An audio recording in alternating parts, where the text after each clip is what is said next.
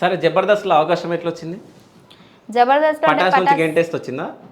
పటాస్ అయిపోతే వచ్చింది. ఓకే. పటాస్ ఎందుకు అయిపోవాల్సి వచ్చింది? ఏమో తెలీదు, అప్పుడైతే పటాస్ ఆపేశారు. ఆ, అంటే మేబీ రేటింగ్ రాలేదో లేదంటే ఎట్లనో దాని దాని రీజన్ అయితే నాకు తెలియదు. బట్ ఆపేసిన తర్వాత కొద్దిగా గ్యాప్ తీసుకుని ఆ తర్వాత నన్ను జబర్దస్త్లోకి పిలిచారు. ఓకే. అంటే పటాస్లో ఫస్ట్ మీరు ఎపిసోడ్ చేసిన తర్వాత మళ్ళీ ఇంకోసారి పిలవడం జరిగింది. మొత్తానికి పటాస్లో మీరు ఉంటారు, ఎపిసోడ్లు చేయిస్తా అని చెప్పేసి మీరు అనుకున్నారా? అవును, నన్ను పిలిచిన తర్వాత ఫస్ట్లో నేను రాలేదు, నన్ను పిలిచారు. ఇంట్లో వాళ్ళు ఒప్పుకోలేదు, బట్ చాలా కష్టపడి ఒప్పించా. అది ఎప్పుడు అని అంటే నా ప్రోమో రిలీజ్ అయిన తర్వాత నాకు రెస్పాన్స్ అంటే చాలా బాగా వచ్చింది అండ్ చాలామంది గుర్తుపడుతున్నారు కూడా.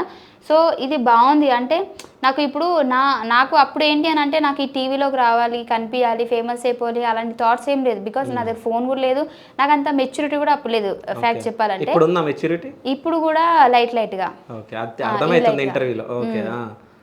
సో ఏంటి అని అంటే అప్పుడు నేను టైలరింగ్ నేర్చుకుంటున్నా. సో నాకు అటే ఫోకస్ ఉండే, ఇది నేను బేసిక్ ఏం అనుకోలేదు. నాకు గాడ్ గిఫ్ట్ అంటారు కదా, అలాంటిది ఇది. ఏంటిది? God gift. ఏంటిది?